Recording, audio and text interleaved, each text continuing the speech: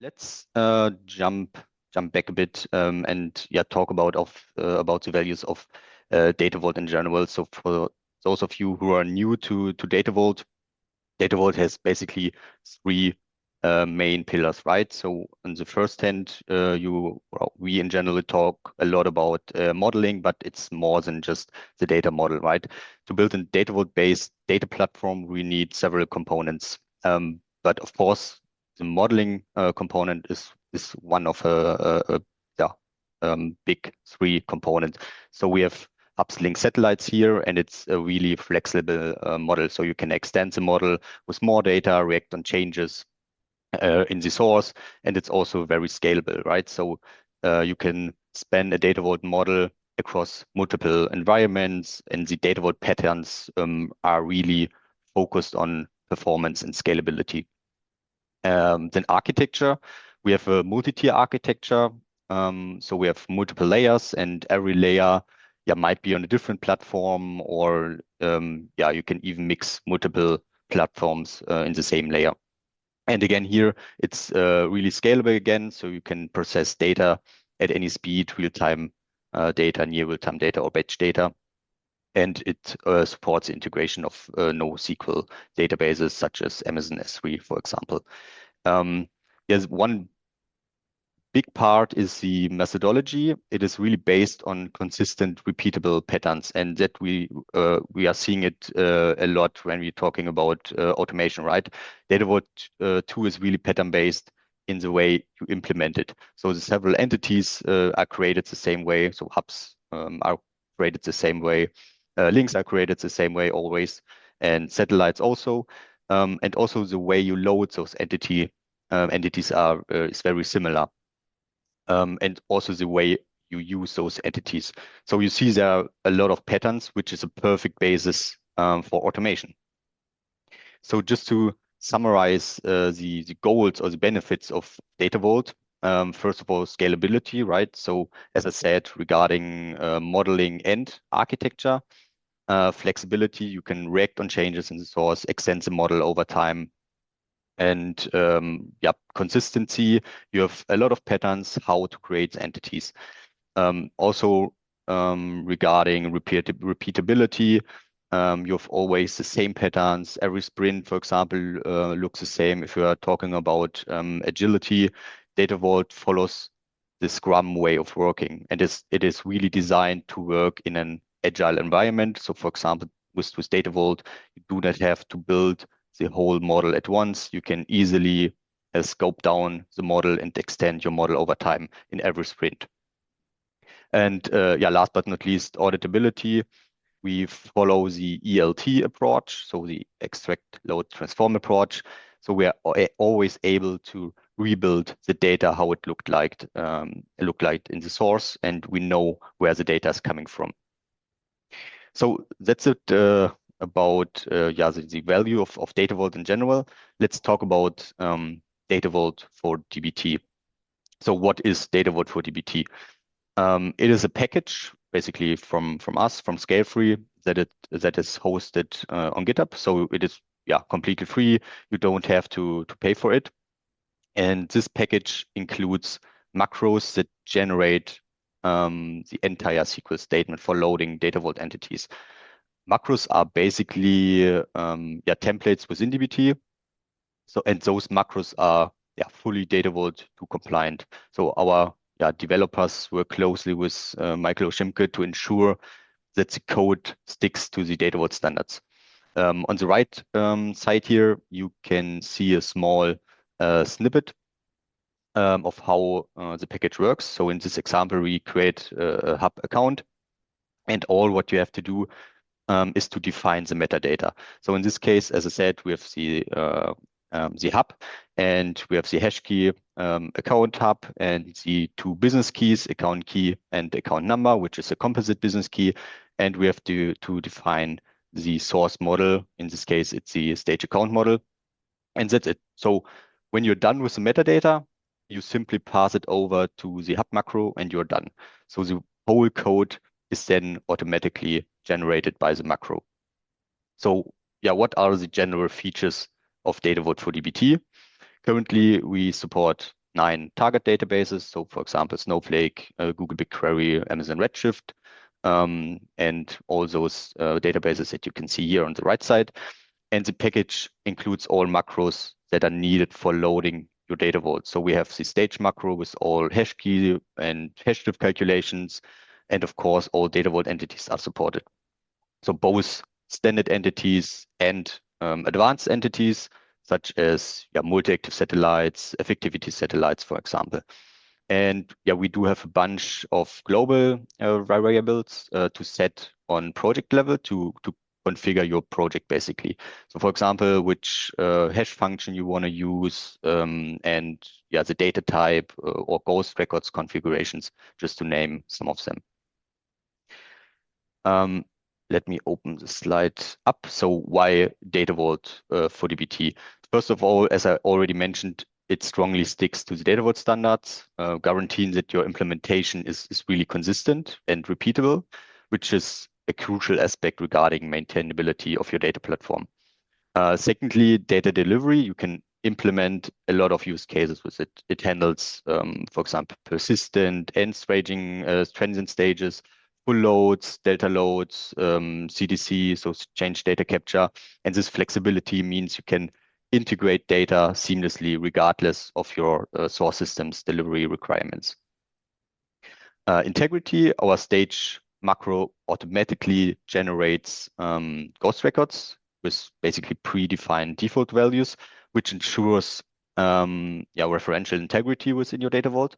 So you don't have to worry about ghost records when you, for example, truncate a table or reload a table.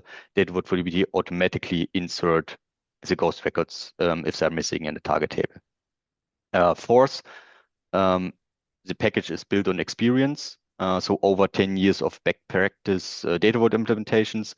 The code is derived from real world successful projects, basically. So everybody benefits from each other. Whenever there's a bug, you can simply create an issue on GitHub, or you can even create requests for new features.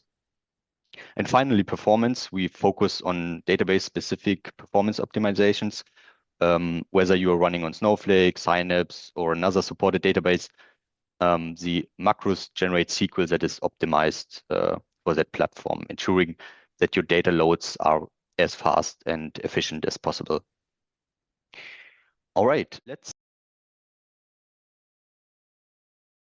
My name is Peter Beles. I'm working for Datavault Builder since 2010. And my role is that I'm helping people get started on projects using Datavault Builder, but as well, if there are questions before starting a project, what can be done, how our tool can be used, what are the benefits. And my part today is that I will show you how you can use Datavault Builder to model, to generate code for specific platforms, but if needed as well, use your own templates in combination with DBT to generate code for platforms that we might not support, but as well how you can use these interfaces to generate interfaces to export your metadata into data management tools like Atlan or similar tools.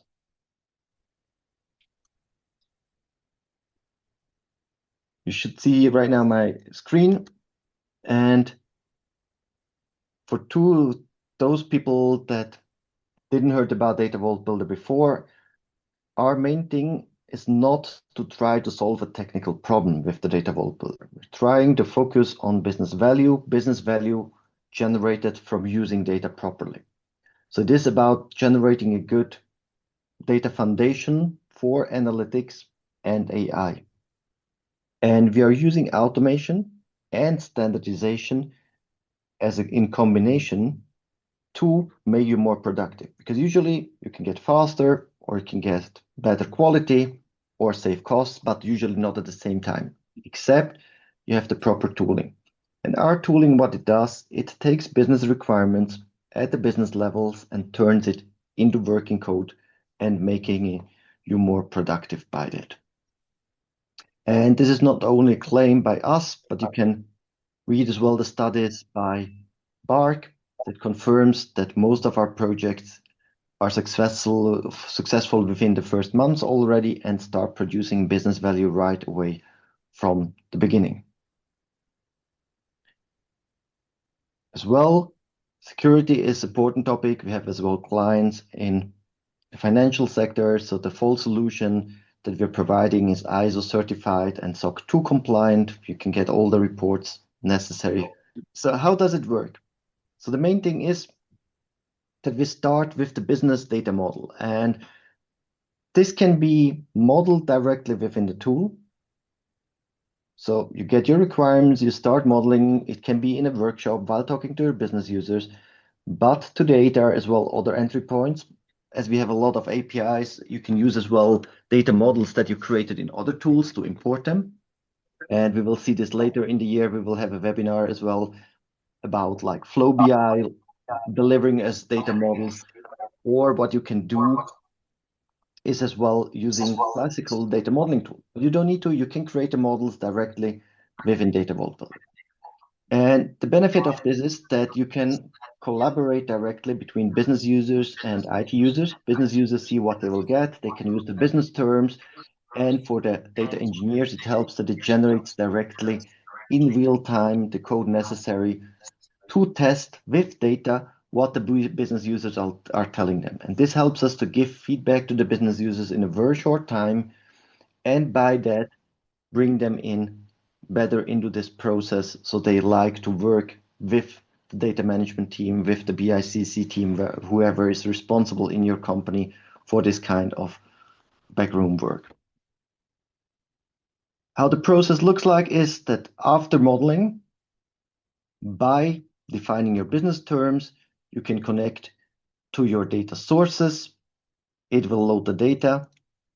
You can preview the data and then connect the stage data into your data model. In this moment already, what it will create at the database level, it will create tables, it will create all the load processes, but it covers as well the full development lifecycle. So it will create documentation, it will create data lineage for you, it will create all the deployment scripts necessary, it will track everything that was running, create the schedules, create orchestration. And this is the so-called data absorption part. As soon this is done, your data is being collected, even if you don't know yet how you want to consume it. So you could do this as well, driven by your data sources, but it's always better if you want to work in an agile fashion to start with business requirements, implement that, test that, and then go on. And this is done in the second part. Here you can visually select from your data model which kind of outputs you want to create. And this is really consumer-based.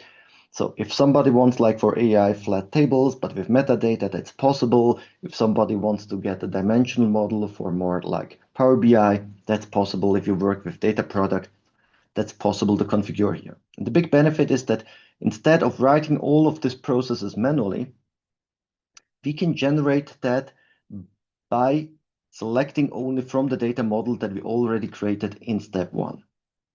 You can put in as well business rules and write them down.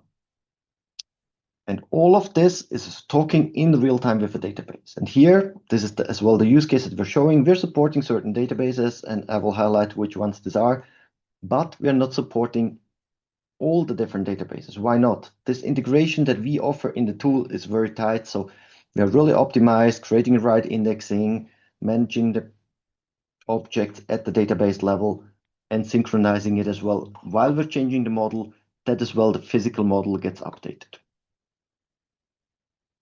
So how does come in Datavault4dbt comes into this? We have similar targets. We want to create a data vault core. We want to historize data. We want to harmonize data. And what is really nice is, and this is then more a DBT thing, is that we have the same way of working with Git. We are in Data Vault checking in our data model into Git. We support distributed development.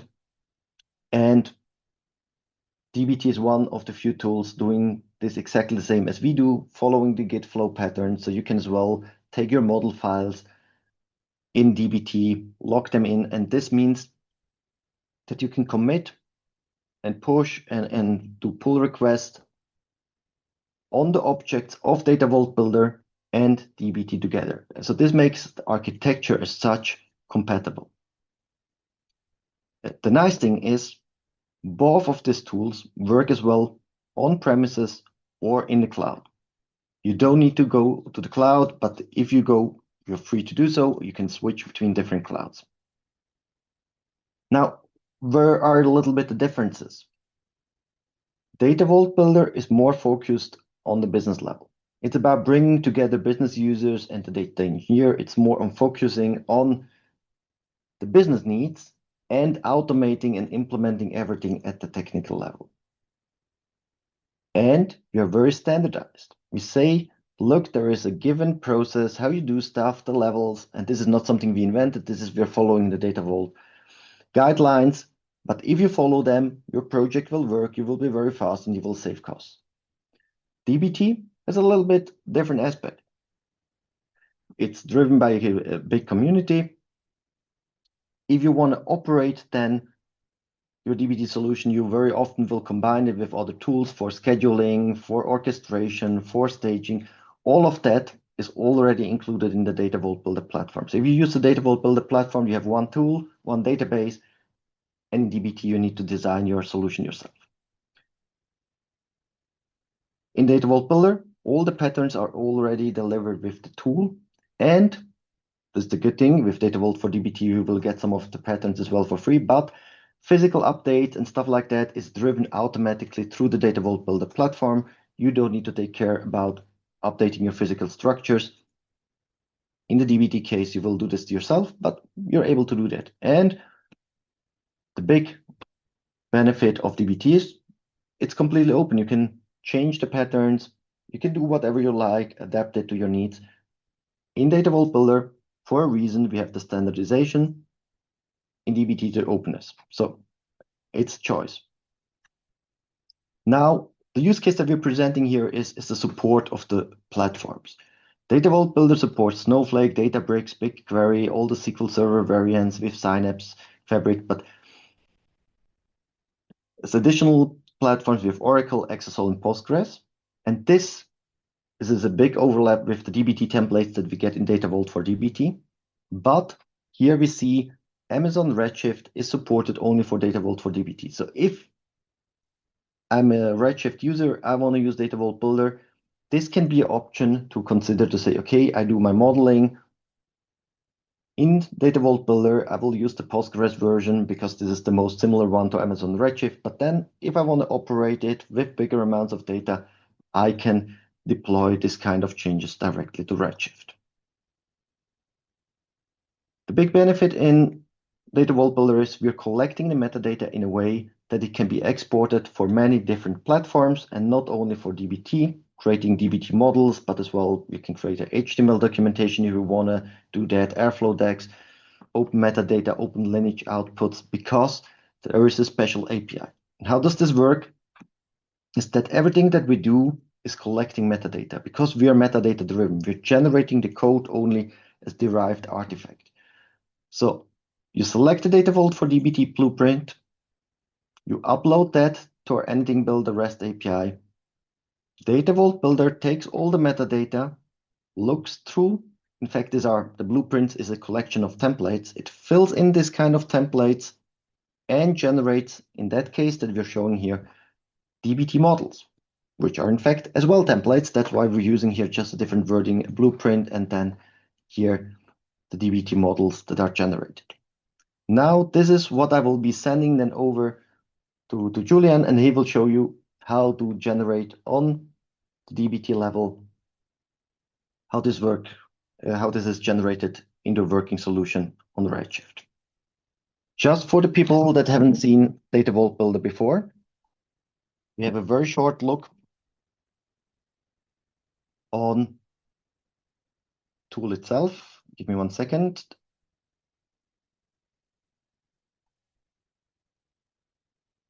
And maybe if you're familiar with Datavault Builder, you will be surprised because it looks a little bit different or completely different to what you know, because this is here the new front end that we have released now in a preview version, and that will become the new official front end in the third quarter of 2026. And what we have in the Datavault Builder is that we have the different layers that we need to do and that we have seen in the PowerPoint presentation here side by side. So we can create here the model, we can move around the objects, we can navigate through the data model to find exactly what we need. We can then as well group stuff by different means. We can filter for it. And we can go as well into the details. We can collect here data catalog properties with different tags, domains, and stuff like that. And the nice thing is, we see here this data model, because I was lazy, it wasn't generated by me, but I imported it by external provider, in that case, from a Flow BI tool. Now I can go in here and I can extend the model directly in the tool. And what happens every time I generate here a new hub? It will not only add it to the model, but in the same second, it will create a working implementation at database level, and you can test it with data. What we have as well in here, and this is the part where I say if you go for a DBT core-based solution, you will need to create your own implementation, is that we have here directly as well connectors to data sources. We can run here jobs, we can load data, and this is directly then staged into your database. What we have here as well is that we can then, based on our model, create the output interfaces and start here then generating some output code. And as well, the nice thing is here, we have APIs for creating this kind for outputs. So if I want to create like a universal star model, I can do that only API based. So I just did on the data model that I imported already with the support of our built-in AI. In fact, I wanted to show the model. I already created some output models. So this whole generation of the data model, of validating stuff, took me very, very short time. But the cool thing is I can go in and I will most probably then modify some small things after testing, maybe get back to the source system, do changes, select other amount of columns, stuff like that. Here I generated like a third form output where it takes here a start hub. It takes the links just with one edge of a difference. This kind of things you can manually configure or generate. You can put in here as well business rules. So this is a similar part as you could do as well directly in DBT. You can select if you want to materialize them, if you want to have them virtual, and at the end you publish them into an access layer. And in the access layer, people then can consume it. So if you work with Datavault Builder, you don't consume data directly from Datavault Builder, but it creates you an interface layer at the database level where you can access it. And for AI usage, you can here as well enrich this kind of interfaces with metadata. So what is the context? What does it contain? And like this, it goes then into your integrated pipeline. And you see, I have here as well other interfaces like documentation and data lineage that I don't have permission right now with my sample user. I have then as well like quality rules and MART, which is something like error MART. We can go into data validation. We can do here charts, stuff like that. We can have the whole job control and a lot of more modules that don't go into detail in this demonstration. This would be something for a separate demo. But my point is that right now I have a data model. I tested it with data directly in the tool. I'm happy. And now comes the next step, the handover. And it was really difficult to capture that because if we go back to our live demonstration, to our PowerPoint, in fact, it is just sending the blueprint to the server and getting the zip file back that can be directly deployed by Julian. And just that you get a little bit of impression how this looks like, such a blueprint, we see a little bit the structure here of the DBT model that we want to generate, and we just fill in which points then the stuff should be filled in. And these gray places that we see here, this is the part that Datavault Builder is then filling in. So for every hub, it will create one of these files. For every link, it will create one of the special model files. Put this into a zip file, and then this is what I sent over, honestly, before the webinar to Julian, that he can test it and show you now how it continues. But I would hand over to him. And let's continue with the, let's say, way of working with Datavault for DBT. So basically, that's how Datavault for DBT works in general. You need a few lines of user input, which is the metadata, and pass it to the macro. The macro will generate executable SQL code, which could be quite complex, right? You see it here on the right side. That's an example of a stage entity. You, of course, don't have to read it now. All I want is to demonstrate that this code can become very long and complex, which is quite error prone if you write it manually. But just to make things clear, that's also possible within Datavault Builder, right? Datavault Builder also has all those patterns, but the Datavault for DBT integration opens basically new possibilities and use cases, as Peter just mentioned. So now, before we continue with the demo, this is the way of working with Datavault Builder and the Datavault for DBT integration. You do the modeling in Datavault Builder and export the SQL and YAML files via the export, via the API. And what I will show you now is basically how to continue after the export.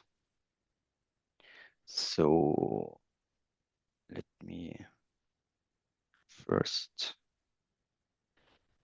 open Redshift. So you should now see Redshift. All right. So what we see here on the left side is basically the source, right? We have the Willibald webshop and roadshow as a source, and you can see like those tables here. For example, the customer table, right? That's everything what Peter read beforehand and created the data model out of it. So we have the customer ID, partner, first name, last name, and so on and so forth. So we have in total 10 sources here. And for the Willibald vote show, I think it's one more source, one more table. Yes, it's the orders table. All right. And then Peter sent the export over to me. So let me open VS Code. So let me first show, introduce a bit into like how DBT works in general. This is my repository. It's a clear repository, so nothing inside the model sections. So it's a let's say empty project, empty repository. All what I did is I predefined some parameters in the DBT project YAML. So for example, I just configured the schema names, configured some variables. So for example, load date timestamp alias, and for example, the hash function. So I want to use the MD5, and that's just a snippet of what you can configure within Datavault for DBT.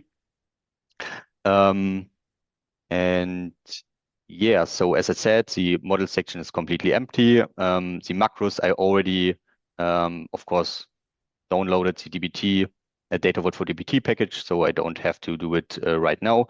And down here, if I close my repository, down here is the Datavault Builder export. And you see it's quite the same structure, but the most interesting part is the model folder here. So that's what Peter sent over to me. We have the sources, which is the vote show and the web shop. And we have like the staging models, which is already like pre-configured, right? All those metadata is already filled in. I, as a data engineer, don't have to do anything right now here. So everything what I need is already build, basically. So we have the staging, we have the sources, and of course we have the raw vault as well. Yeah, for example, hub customer, it's the multi-source hub, right? So we can load from multiple sources into one hub customer. Everything is already configured. So all what I have to do now is I take basically the, let me close everything, the model section.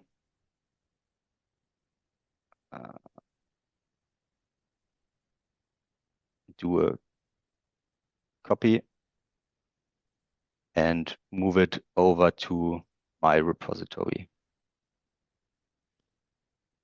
All right, so all what you see in here is now I have 41 new objects. What I have to do now is simply dbt run. Unfortunately, I can't do it right now because my host is blocked here at the customer side, but you simply do a dbt run, right? You put it here into the terminal, and then everything got executed. So I will skip the execution part here for now, and I will jump over to Redshift again.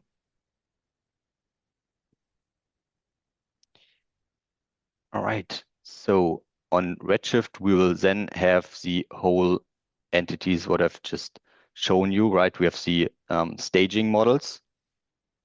In total, it's defined as views, right? The order stage, category stage, customer stage. So basically every stage that I just showed you. And with all those hashdiff and hashkey calculations, right? So let me jump over. It's not this one.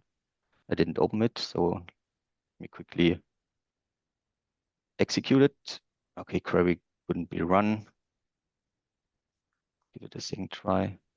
Yeah, I mean, it's not that necessary for now, but in the staging models, you will see like all those hashdiff, hashkey calculations, all the technical attributes that are needed for loading the data vault, for example, loaded timestamp as well, record source, and so on. Those are all appended in the stage. And then we have the raw data vault, right? In total, we have 24 tables and 8 views. Basically, so for example, the hub customer, I've already preloaded it just to, in this case, we have like some connection issues. So here we can see basically the hub, the hash key, the loaded timestamp and record source are appended. And also one example of satellite here, you can see the hashdiff calculation, right? And all descriptive attributes, for example, first name, last name, birth date, and so on. All right. So you see, it's basically quite easy. I didn't really have to do anything to have all those physical tables on Redshift. So Peter just sent me his model. I copy pasted basically into my repository. I did a dbt run, which will take, let's say, 1 minute approximately, and then everything is on Redshift. So let me quickly open my slides again.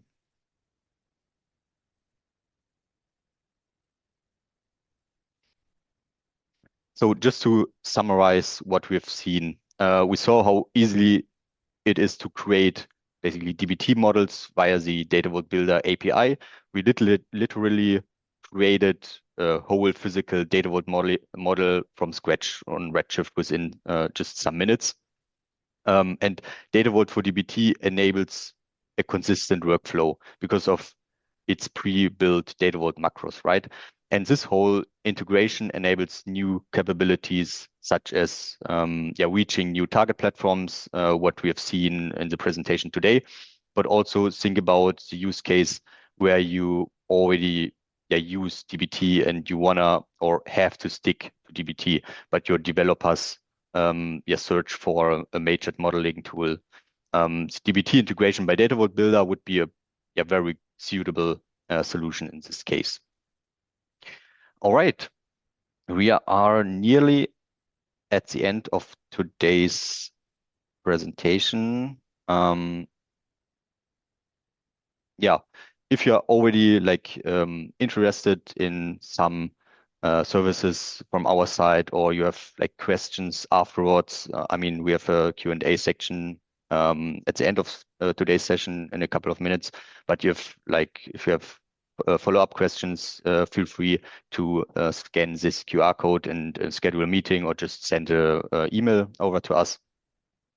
And yeah, also Datavault Builder has a custom demo. Peter, do you want to leave some words here? Exactly. So if you're interested, just go to our webpage and you can get a free live demonstration for your team. Why a live demonstration? Because we think we want to understand exactly where you are, what you're looking for, and we can tailor the presentation to your needs. So if you write us just a few lines, what you exactly want to see, maybe in the development process, in the deployment process, what your current challenges are, then we can really give you a demonstration based on what you're looking for. All right. So now it's time for the Q&A. Is there anything in the chat? Let me see. Some do you have? people already use the Q&A section. Please continue using them. Some people as well sent me some messages directly. And I would start answering the first ones, and maybe some more come in through the question and answer module. This is okay? Yeah, sure. So one, to solve one solution, somebody writes me, but you support Redshift? Yes, we support Redshift as a source, like many different data sources. We have many JDBC-based drivers. We have applications like Salesforce that you can connect through Datavault Builder.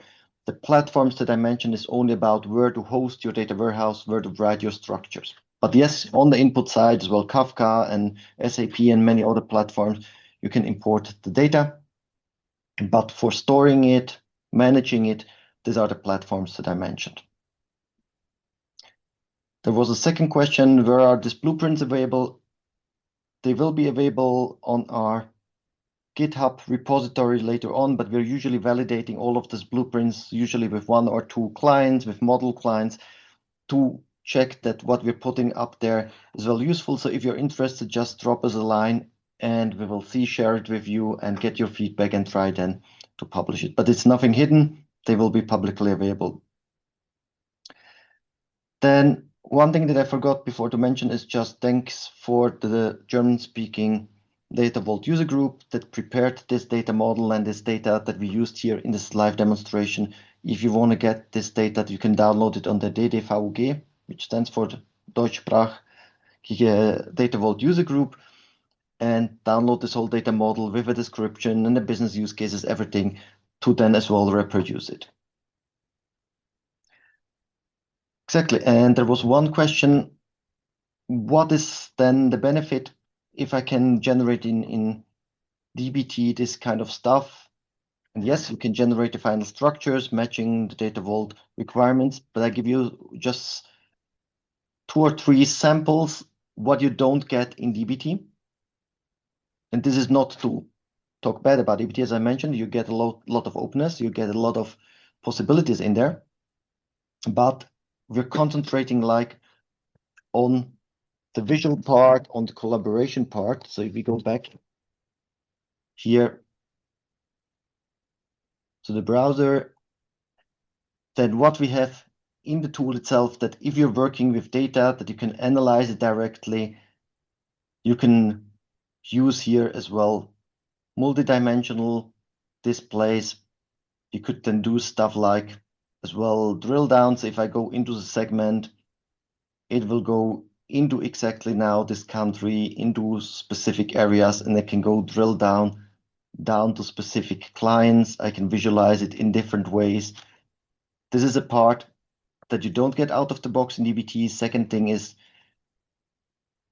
you get it, but at a different level in DBT. So down the column-based lineage, in DBT, you get all the technical lineage. Here we get the so-called logical lineage, which is a little bit simpler because we are following here the business flows.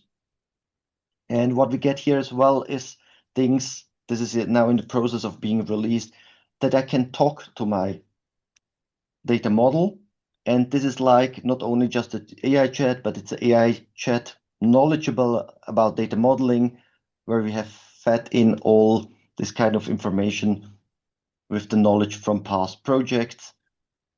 And in case, I'm not sure. Oops, you haven't seen my screen share, sorry. So I go back. So what I wanted to show here is that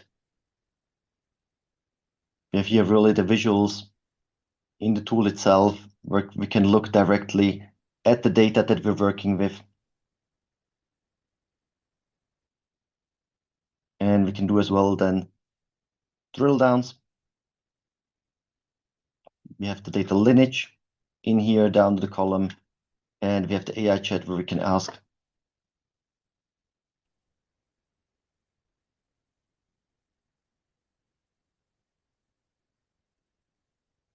And this is not only general chat as well. If I'm like working with a staging table, you will be able to directly fill in like metadata descriptions based on abbreviations that we have in our knowledge base, and it will help you to support with your work, and you don't need to copy and paste it between different systems, but directly see it then as well visually in the tool. All right, then there's one question regarding GDPR regulations. So let me read it. A lot of companies are not allowed to store personal data unencrypted in non-operational environments. Is it something you can deal with? So from a Datavault perspective, to handle GDPR or like personal information, PII information, right? We usually do like on a physical implementation satellite split to split the data, the personal data from non-personal data, and we can implement any data masking or encryption on those like splitted satellites, right? And of course, if it's just only something you have to do in non-operational environments, I mean, you can like set up rules, right, to encrypt this specific set of data or satellite type, right? You can easily identify those satellites, generally via the naming convention. And yeah, for example, if it comes to like deletion request, right, it's simply the right to be forgotten from a person, basically. So everybody is allowed or able to request it. It is very easy to like hard delete this data within Datavault. So you don't lose the non-personal information. You only delete basically the personal data in this case. And for, I mean, non-operational environments, you can like set up rules to encrypt those kind of personal satellites, basically. Maybe to add from a Datavault Builder perspective, the first thing, and this is what Datavault4dbt supports as well, is to work with several instances of your systems, like development, test, and production, because as Julian mentioned, sometimes it's enough that you already remove just the personal information on your development machines. This is one level of GDPR fulfilling. The second thing is, if you really, even your developers are not allowed to look at this data being processed, then you can do like input rules and say, okay, before the data is even written to the data warehouse, it will be already replaced with some stand-ins. Yes, we know we can't then do certain rules on it. You need to see if this is a deterministic process that maybe we're on a need-to-know basis, like in finance. Maybe you can unencrypt specific records so that then it's monitored.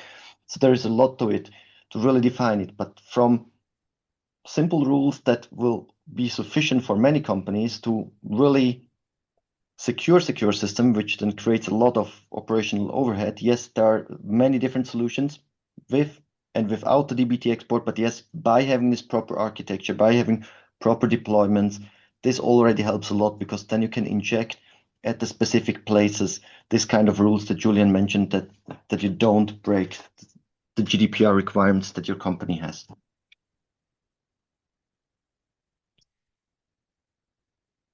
All right, and just one open, let's say, sentence. It's not a question at all. So from Michael, who's seeking exactly that solution for like business modeling.